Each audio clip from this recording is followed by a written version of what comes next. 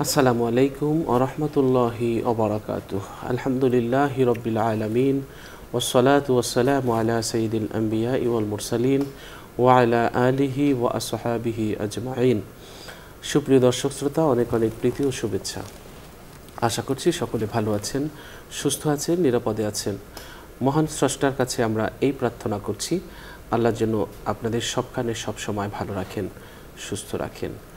দর্শক, আজ আমরা অতিথি হিসেবে আমন্ত্রণ জানিয়েছি একজন বিশিষ্ট ইসলামী চিন্তাবিদকে। আজ আমাদের সাথে আছেন মুফতি সাইদুল ইসলাম বিক্রমপুরী, বিশিষ্ট ইসলামী চিন্তাবিদ। আসসালামু আলাইকুম ওয়া রাহমাতুল্লাহি ওয়া বারাকাতুহু। ওয়ালাইকুম আসসালাম ওয়া রাহমাতুল্লাহি ওয়া বারাকাতুহু। মোহতারাম, কেমন আছেন আপনি? আলহামদুলিল্লাহ, আপনি ভালো আছেন? আলহামদুলিল্লাহ, ভালো আছি। দর্শক, আজ আমরা যে বিষয়টি নিয়ে আলোচনা করব সেটি হচ্ছে মানসিক চাপ কমাতে ইসলামের নির্দেশনা। খুব গুরুত্বপূর্ণ একটি বিষয়। আসলে মানসিক চাপ এটা আমাদের জীবনের কম বেশি সবার জীবনেই আছে, আর এটাকে আমাদের দূর করতে হবে। আর এটাকে দূর করার জন্যে ইসলাম আমাদেরকে কিছু নির্দেশনা দিয়েছে। অনাকাঙ্ক্ষিত কোনো ঘটনা বা পরিস্থিতি মানুষের অনুভূতিতে প্রচণ্ড আঘাত করে। এর কারণে মানুষের মধ্যে অস্থিরতা, বিষণ্ণতা, হতাশা, নিরাশা, দুশ্চিন্তা এগুলো প্রবলভাবে দেখা দেয়। একসময় এই পরিস্থিতি এমন আকার ধারণ করে যে মানুষ তার আশা, আকাঙ্ক্ষা, স্বপ্ন, পরিকল্পনা ভুলে হীনমন্যতায় নিজের জীবনকে শেষ করে ফেলে। এমনকি মহান রবের দেওয়া অসংখ্য অগণিত নেয়ামতের প্রতি অকৃতজ্ঞতার শিকার হয় তিনি। অপরদিকে শয়তান মানুষকে ভবিষ্যতের বিপদ, মুসিবত, দুরবস্থা, হতাশা, নিরাশার ভয় দেখায়, অপূর্ণতার হাহাকারে বিষণ্ণ করে তোলে। আর এমন মানসিক চাপ অনেক সময় মানুষকে ক্রমাগত কুফরের দিকে নিয়ে যায়। আর ইসলাম এই মানসিক চাপ কমাতে কিছু নির্দেশনা দিয়েছেন। আমরা করতে পারি যে কাজটি, সেটি হলো আল্লাহর উপর প্রবল আস্থা এবং বিশ্বাস রাখব, তাকদীরের উপর বিশ্বাস স্থাপন করব, আল্লাহর কাছে আমরা সবসময় প্রার্থনা করব। এবং আরও কিছু গুরুত্বপূর্ণ কাজ আছে যেগুলো আমরা করব, যেগুলো আমরা আলোচনার মাধ্যমে আজকের শুনতে পাবো ইনশাআল্লাহ। চলুন আমরা এই বিষয়টি নিয়ে আলোচনা শুনছি আমাদের আজকের অতিথির কাছ থেকে। জি মুহতারাম। নাহমাদুহু ওয়া নুসাল্লি আলা রাসূলিহিল কারীম, আম্মা বাদ। ফাউযু বিল্লাহি মিনাশ শাইতানির রাজীম। বিসমিল্লাহির রহমানির রহিম। ওয়া মান ইয়াতাওয়াক্কাল আলাল্লাহ ফাহুয়া হাসবুহু। ওয়া ক্বালা an-নাবিয়্যু সাল্লাল্লাহু আলাইহি ওয়াসাল্লাম ক্বালা আল্লাহু তাআলা আনা ইনদা যন্নি আবদি বিহি আও কামা ক্বালা আলাইহি সালাতু ওয়াসসালাম। আলহামদুলিল্লাহ, নিউজ 24 কর্তৃক আয়োজিত আজকের এই মুহূর্তে অনুষ্ঠানের অত্যন্ত গুরুত্বপূর্ণ একটি বিষয়কে সামনে রেখে আলোকপাত করার জন্য অংশগ্রহণ করতে পেরে নিজেকে ধন্য মনে করছি, এই জন্য শুকর আদায় করছি আলহামদুলিল্লাহ। যারা দিন প্রচারে এত সুন্দর আয়োজন করেছেন তাদের জন্য দিল থেকে দোয়া করে আল্লাহ রাব্বুল আলামিন বিশ্বব্যাপী তাদের এই খেদমতকে আল্লাহ কবুল করেন। আজকে সঞ্চালকের পক্ষ থেকে আলোচনার জন্য যে বিষয়টি নির্বাচন করা হয়েছে অত্যন্ত গুরুত্বপূর্ণ এবং জীবন ঘনিষ্ঠ একটি বিষয়, এজন্য আমি তাকে মোবারকবাদ জানাই। মানসিক চাপ কমাতে ইসলামের নির্দেশনা এবং ইসলামের সমাধান অবশ্যই রয়েছে। আমরা জানি নানাবিধ দুশ্চিন্তা এবং হতাশার কারণে মানুষের মধ্যে এই মানসিক একটা চাপ সৃষ্টি হয়। কেউ কেউ সমাধান হিসেবে বেছে নেয় আত্মহত্যা, কেউ কেউ আবার জীবনের স্বাভাবিক তার যে গতিপথ আছে সেটা হারিয়ে ফেলে। কেউ সমাধানের জন্য বিভিন্ন পন্থা অবলম্বন করে থাকে। বিশ্বাস অবিশ্বাস এবং শান্তি অশান্তির মাঝে যেই জিনিসটা আমাদের অস্থিরতা কাজ করে, সেটার মধ্যে গিয়ে আমরা অনেকেই বিভ্রান্ত হয়ে পড়ি এবং আমাদের গতিপথ হারিয়ে আমরা মানসিক যে ভারসাম্য সেটা আমরা হারিয়ে ফেলি।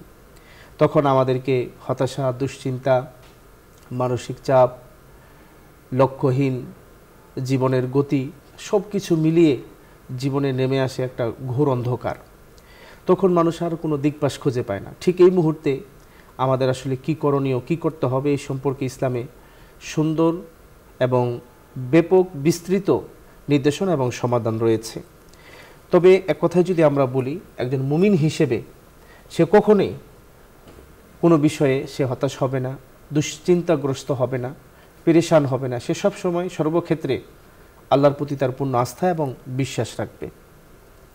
আমরা যারা দুশ্চিন্তায় পড়ে নিজেদের চিন্তা চেতনা মতে আমরা সেই দুশ্চিন্তা, পেরেশানি, মানসিক চাপের মোকাবেলা করতে চাই, সেই ক্ষেত্রে আমরা দেখতে পাই যে অনেকে হয়তো মোকাবেলা করে সফল হয়ে, বাকি অধিকাংশরাই বিফল হয়ে তাদের জীবনের সর্বোচ্চ শেষ করে তারা একেবারে বিলীন হয়ে পড়ে, ধ্বংস হয়ে যায়।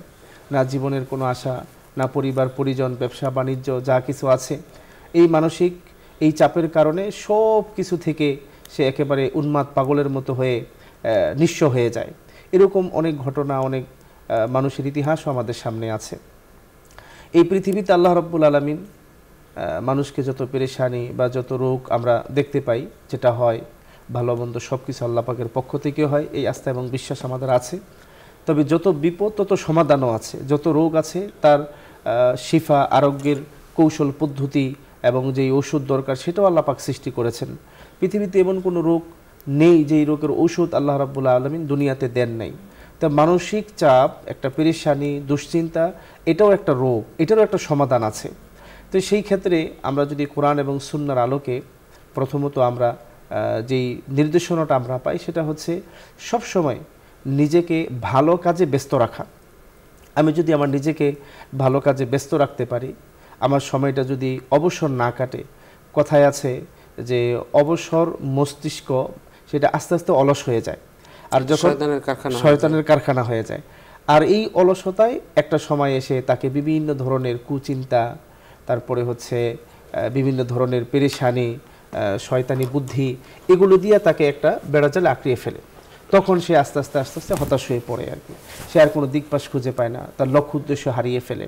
তো এই জন্য সবসময় আমি যদি আমার নিজেকে যে কোনো ভালো কাজে, দুনিয়াবি হোক, সামাজিক হোক, মানবিক হোক, দিনের হোক, আমরা যদি কোনো ভালো কাজে নিজেকে ব্যস্ত রাখতে পারি, তাহলে আমাকে শয়তানি ওই দুশ্চিন্তাটা দেওয়ার সেই অপশনটা আর থাকবে না, ওটা বন্ধ হয়ে যাবে। এটা এক নম্বর দিন নির্দেশনা আমরা কোরআন সুন্নাহ থেকে পাই। দ্বিতীয়ত কোরআনে কারিম থেকে যদি আমরা সরাসরি দেখি তাহলে দেখতে পাই আল্লাহ রাব্বুল আলামিন সবসময় আমাদেরকে বলেছেন যে আমরা যদি আল্লাহর প্রতি পূর্ণ আস্থা এবং বিশ্বাস, যেটাকে আমরা তাওয়াক্কুল বলি, এটা যদি আমরা আল্লাহর প্রতি রাখতে পারি, তাহলে আল্লাহই আমার সকল বিপদে, চাই সেটা হতাশা হোক, দুশ্চিন্তা হোক, পেরেশানি হোক, যেটাই হোক না কেন, মানসিক চাপ হোক, সকল ক্ষেত্রে আল্লাহ আমার জন্য যথেষ্ট হয়ে যাবেন। কোরআনে কারিমের সূরাতুত তালাকের মধ্যে আল্লাহ সেই কথাই বলেছেন যে ওমাইয়া তাওয়াক্কাল আলাল্লাহ ফাহুয়া হাসবুহ, যে কোনো ব্যক্তি যদি আল্লাহর প্রতি পূর্ণ তাওয়াক্কুল করে আস্থা রাখে, তাহলে আল্লাহ পাকই তার জন্য যথেষ্ট হয়ে যায়। বিপদ যত পাহাড় পরিমাণ আসুক না কেন, আমি যদি আমার ঈমান নিয়ে অটল থাকতে পারি, ঈমানের উপরে যদি আমি দৃঢ় থাকতে পারি, ইস্তেকামাতের সাথে থাকতে পারি, তাহলে আমার আল্লাহ ওই বিপদকে আমার জন্য আসান করে দিবেন, সহজ করে দিবেন, পেরেশানি মুক্ত করে দিবেন। আল্লাহ তো সবই পারেন, তার সেই সক্ষমতা, তার সেই ক্ষমতা আছে। কোরআনে কারিম বলে ইন্নাল্লাহ আলা কুল্লি শাইইন কাদির ইউরিদুল্লাহু মা ইয়াশা মা ইয়াশা, যে আল্লাহ যা খুশি তাই করতে পারেন, আল্লাহ তাআলার সেই ক্ষমতা রয়েছে। এই জন্য আমরা দ্বিতীয়ত যেই নির্দেশনাটা কোরআন থেকে সরাসরি পাই সেটা হচ্ছে আল্লাহর প্রতি আমাদের তাওয়াক্কুল।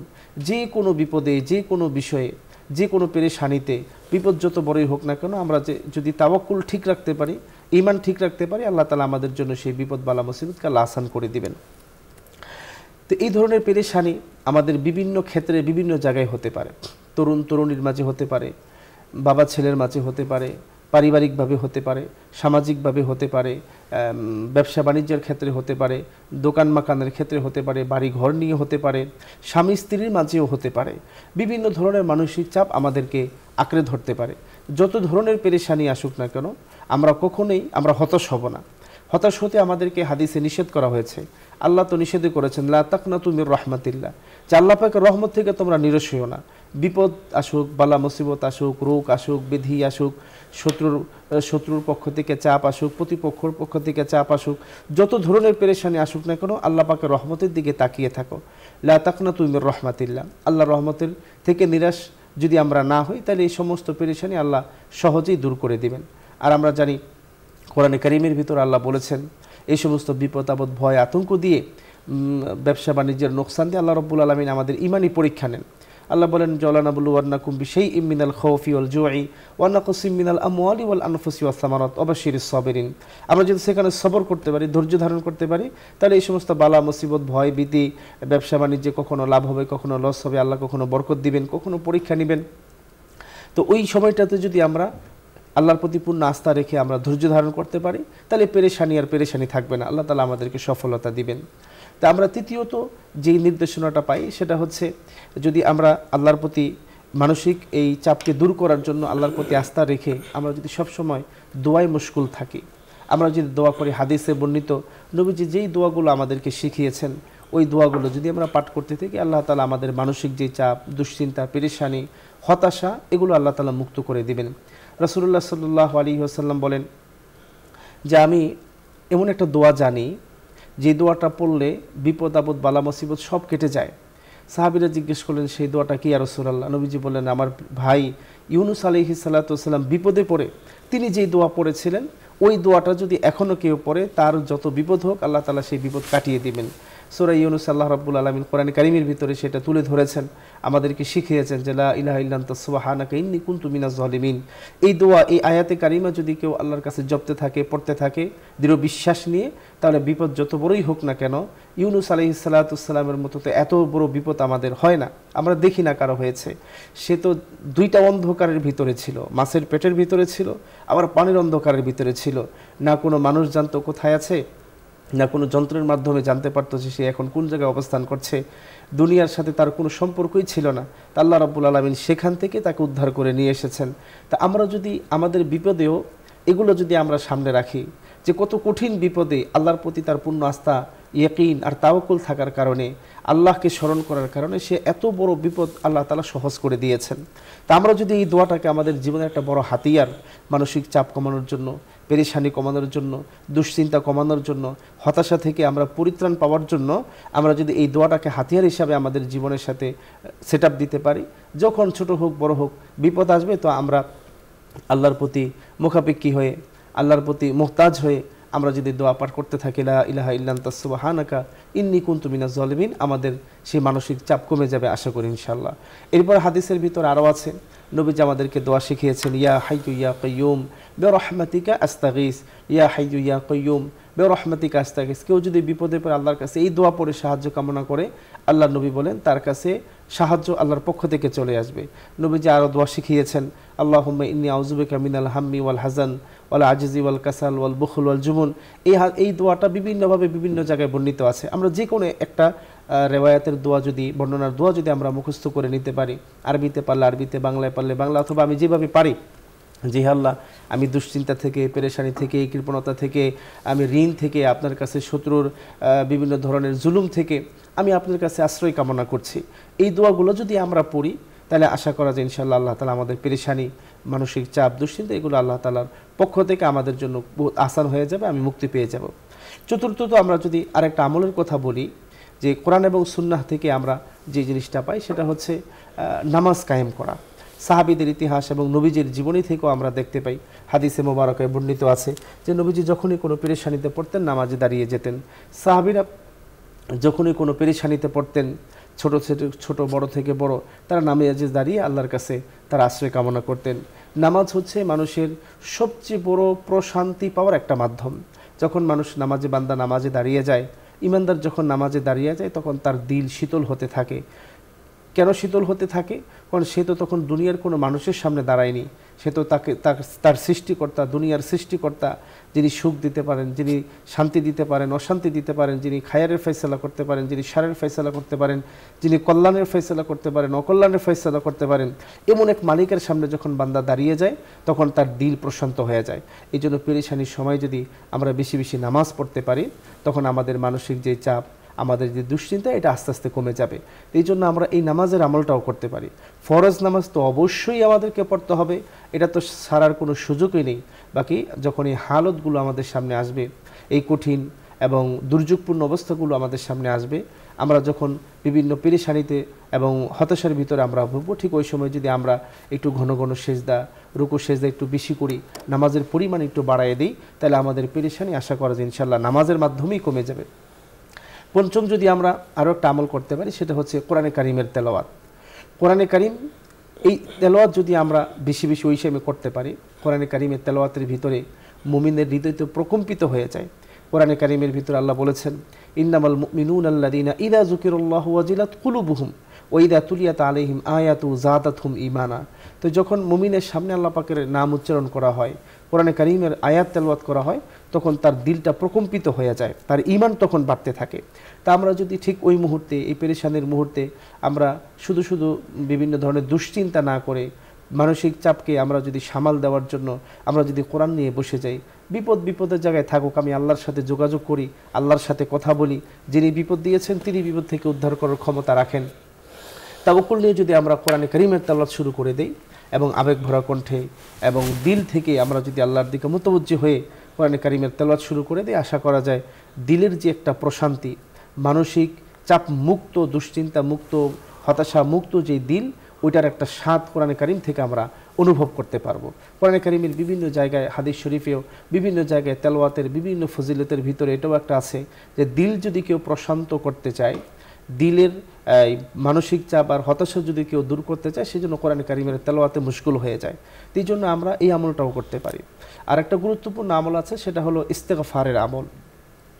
যে ইস্তেগফারের যে কত ফজিলত আল্লাহ নবী বলেন, কোরআনে কারীমে সূরা নূহের ভিতরে তো আল্লাহ তাআলা বলেছেন, আল্লাহ নবীও বলেন যে মান লাজিমাল ইস্তেগফার, কেউ যদি তার জীবনে ইস্তেগফারটাকে আবশ্যক করে নিতে পারে, যে সব সময় ইস্তেগফার। আল্লাহ নবীর একজন সাহাবী উবাই ইবনে কাব রাদিয়াল্লাহু তাআলা আনহু নবীজিকে প্রশ্ন করেছিলেন, এটা একটা গুরুত্বপূর্ণ আমল। তো কোরআনে কারীমের ভিতরে আল্লাহ রাব্বুল আলামিন সূরা নূহের ভিতরে বলেছেন যে ফাকুলতু ইস্তাগফিরু রাব্বাকুম ইন্নাহু কানা গাফফারা ইউরসিলিস সামা আলাইকুম মিদরারা ওয়া ইউমদিদুকুম বিআমওয়ালি ওয়া বানিনা ওয়া ইয়াজআল লাকুম জান্নাতি ওয়া ইয়াজআল লাকুম আনহারা মা লাকুম লা তারজুনা লিল্লাহি ওয়াকার।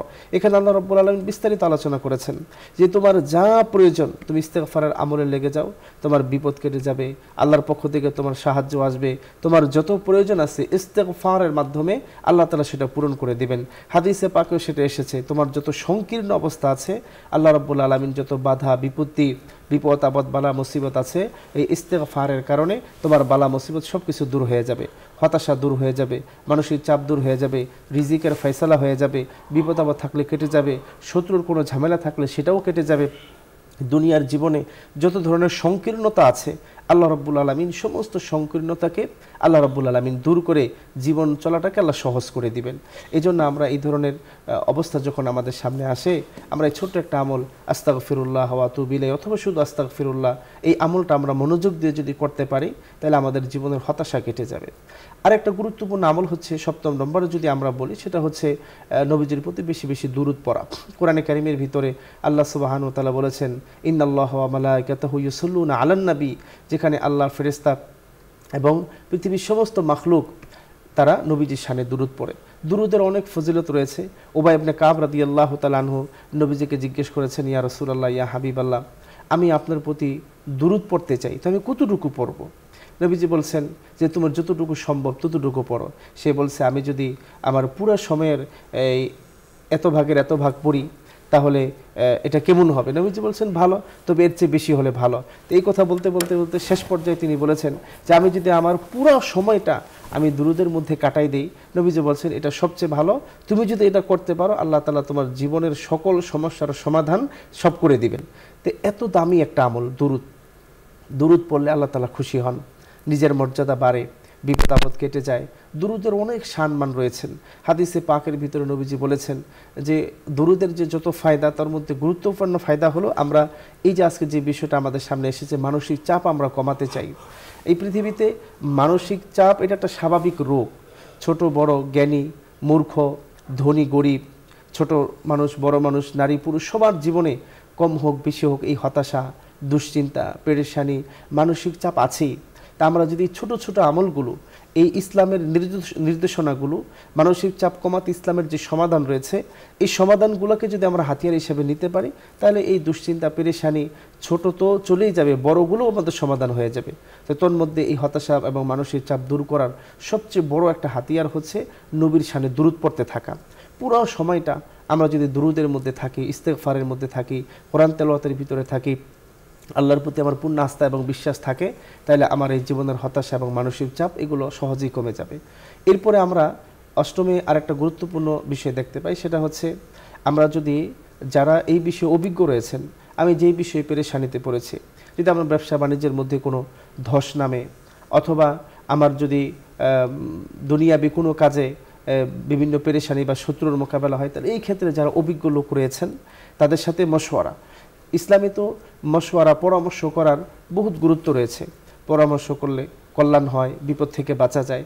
তো এই বিষয়ে যারা অভিজ্ঞ লোক আছেন, যাদের অভিজ্ঞতা রয়েছে, এই বিপদ আপদ বালা মুসিবতে পেরেশানির ভিতরে মানসিক চাপে আমরা যদি তাদের সাথে পরামর্শ করে নিই এবং তাদের কাছ থেকে কিছু দিক নির্দেশনা নিই, এবং ইসলামী দিক নির্দেশনা তো আছেই, এবং তাদের সাথে কথা বলে নিজের মনটাকে একটু হালকা করে নিই, তাহলে সেই ক্ষেত্রে আমাদের জন্য অনেকটা সহায়ক হবে, মানসিক চাপ কমানোর জন্য আমাদের জন্য বড় ভূমিকা পালন করবে।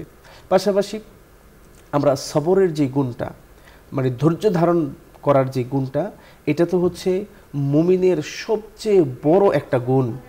কোরআনে কারিমের ভিতরে আল্লাহ রাব্বুল আলামিন বিপদের কথা বলে আল্লাহ রাব্বুল আলামিন এই সবরের ব্যাপারে সুসংবাদ দিয়েছেন যে তোমার জীবনে তো ভয় আসবে, ভীতি আসবে, আর এগুলো দিয়েই তো আমি তোমাকে পরীক্ষা করব। যে সূরাতুল বাকারার ভিতরে আল্লাহ বলেছেন যে ওয়ালানাবলুওয়ান্নাকুম বিশাইইম মিনাল খাউফি ওয়াল জুই ওয়া নাকসিম মিনাল আমওয়ালি ওয়াল আনফুসি ওয়াস সামারাত, যে তোমার ফল ফলাদি, ফসল, সম্পদ, ধন, মন সব কিছু দিয়েই আমি তোমাকে পরীক্ষা নিব। বিপদের পরে বিপদ আসবে, কিন্তু তোমাকে ধৈর্য ধারণ করতে হবে। সকল ক্ষেত্রে বলতে হবে ইন্না লিল্লাহি ওয়া ইন্না ইলাইহি রাজিউন। বিপদ যত বড়ই আসুক না কেন, মা সাবা মিন মুসিবাতিন ফিল আরদি, আসমান জমিনের যত বিপদ আছে, যত বড় বিপদ আসুক, তোমাকে সবসময় বলতে হবে বিপদ দিয়েছেন আল্লাহ, বিপদ থেকে উদ্ধার করার মালিকও আল্লাহ। রোগ দিয়েছেন আল্লাহ, রোগ থেকে উদ্ধার করার মালিকও আল্লাহ। ব্যবসার মধ্যে আল্লাহ ধস নেমেছে, আবার আল্লাহই বরকত দিবেন। আমার এখন গুরুতর কোনো ধরনের পারিবারিক ঝামেলা হয়েছে, সমাধান আল্লাহই করে দিবেন। এমনকি স্বামী স্ত্রীর মাঝেও যদি কোনো দুর্বলতা অথবা কোনো ধরনের ঝামেলা হয়, সেই ক্ষেত্রেও যদি কোনো মুমিন কথা বলতে পারে যে অশান্তি এসেছে, শান্তির মালিক আল্লাহ। তো সকল ক্ষেত্রে যদি ধৈর্য ধারণ করে আল্লাহর প্রতি পূর্ণ আস্থা রেখে ধৈর্য ধারণ করতে পারে, হয়তো আল্লাহ রাব্বুল আলামিন অল্প সময়ের সবরের কারণে, ধৈর্য ধারণের কারণে আল্লাহ রাব্বুল আলামিন পূর্বের অবস্থার চেয়ে পরের অবস্থা আল্লাহ তাআলা আরো ভালো করে দিতে পারে। এবং কোরআন হলো একটি মানসিক রোগের একটি শেফা, নিরাময়, সুস্থতা, আরোগ্য। সুতরাং আমরা যখন মানসিক চাপটা আমাদের বেড়ে যায়, তখন আমরা কোরআন তেলাওয়াত করতে পারি, ধর্মীয় কাজে আমরা বেশি বেশি মনোনিবেশ করতে পারি। দর্শক শ্রোতা চমৎকার বলছিলেন মোহতারাম। আমরা আরেকটি কাজ করতে পারি, কিছুক্ষণের জন্য আমরা ব্রেক দিতে পারি কাজকর্ম এবং হেঁটে আসতে পারি, এবং আমরা আরও কিছু কাজ করতে পারি। সেটি হলো পোষা প্রাণীর সাথে, যেগুলো বৈধ পোষা, সেই পোষা প্রাণীর সাথে আমরা একটু সময় কাটাতে পারি। ডিজিটাল যে ডিভাইস, সেই ডিভাইস থেকে একটু দূরে থাকতে পারি। আপনজনের সাথে একটু যোগাযোগ রক্ষা করতে পারি, একটু ঘুরতে বেরোতে পারি। এরপর আমরা ব্যায়াম করতে পারি, পছন্দের কাজগুলো আমরা ওই সময় করতে পারি। আর আমরা যে কাজটি করব সেটি হলো আল্লাহর উপরে বেশি আস্থা রাখব। নবীজির এ ব্যাপারে আমাদেরকে নির্দেশনা দিয়েছেন। হযরত উমর রাদিয়াল্লাহু তাআলা আনহু বলেন, রাসূল সাল্লাল্লাহু আলাইহি ওয়াসাল্লাম বলেছেন, তোমরা যদি প্রকৃতভাবে আল্লাহ তাআলার উপর নির্ভরশীল হতে, তাহলে পাখিদের যেভাবে রিজিক দেওয়া হয় সেভাবে তোমাদেরও রিজিক দেওয়া হতো। এরা সকালবেলা খালি পেটে বের হয় আর সন্ধ্যাবেলা ভরা পেটে ফিরে আসে। আল্লাহ রাব্বুল আলামিন সূরা তালাকের ৩ নং আয়াতে বলেছেন, যে এই ব্যক্তি আল্লাহর উপর ভরসা করে, আল্লাহ তার জন্য যথেষ্ট। সুবহানাল্লাহ। তো আমাদের সকলকে আল্লাহর উপরে ভরসা করতে হবে, মনে করতে হবে যে অনেক বড় এই কাজের চাপ, ব্যথার চাপ, ঝামেলার চাপ, মনে করতে হবে যে এগুলো ফয়সালা উপর থেকেই হয়। মা আসাবাতিম মিন মুসিবাতিন ফিল আরদি ওয়ালা ফি আনফুসিকুম ইল্লা ফি কিতাব। অর্থাৎ কোনো কিছু এমন ঘটে না আমাদের জীবনে অথবা বাহিরে, যেগুলো আমাদের তাকদিরে লেখা ছিল না। সব কিছুই লেখা ছিল, আর এগুলো আল্লাহর পক্ষে এগুলো লিখে রাখা সবগুলো অনেক সহজ।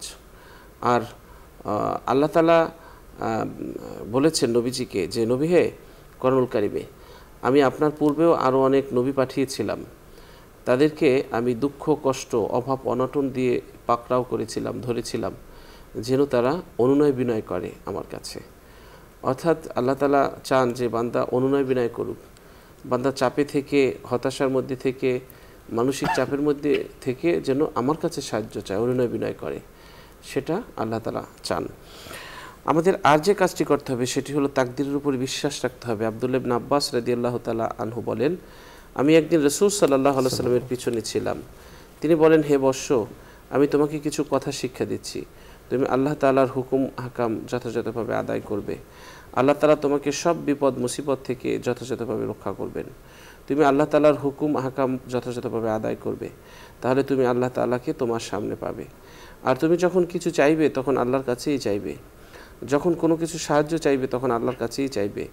জেনে রাখো, যদি সব মানুষ তোমার কোনো উপকার করার ইচ্ছা করে, তবে তারা শুধু এই পরিমাণ উপকারই করতে পারবে যা আল্লাহ তোমার জন্য নির্ধারণ করে রেখেছেন।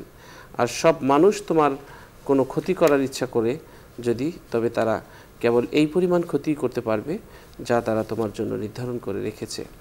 সুতরাং আমাদের মনে করতে হবে যে যার জন্যে আল্লাহ তাআলা রহমতের দরজা খুলে দেন, পৃথিবীর সবাই মিলে সেই রহমতের দরজা বন্ধ করতে পারেন না। আর যার জন্যে আল্লাহ তাআলা রহমতের দরজা বন্ধ করে দেন, সারা পৃথিবীর মানুষ তার জন্য রহমতের দরজা খুলতে পারে না। সুতরাং আল্লাহর উপরেই আস্থা রাখতে হবে, বিশ্বাস রাখতে হবে, ভরসা রাখতে হবে এবং আল্লাহর উপরে ভরসা রেখেই আগাতে হবে। তাহলে দেখা যাবে যে আমরা সফলতার দ্বার প্রান্তে পৌঁছাতে পারবো ইনশাআল্লাহ। আমরা অনুষ্ঠানের একেবারে শেষ প্রান্তে মোহতারামের কাছ থেকে 1 মিনিটে তার শেষ মন্তব্য শুনতে চাই।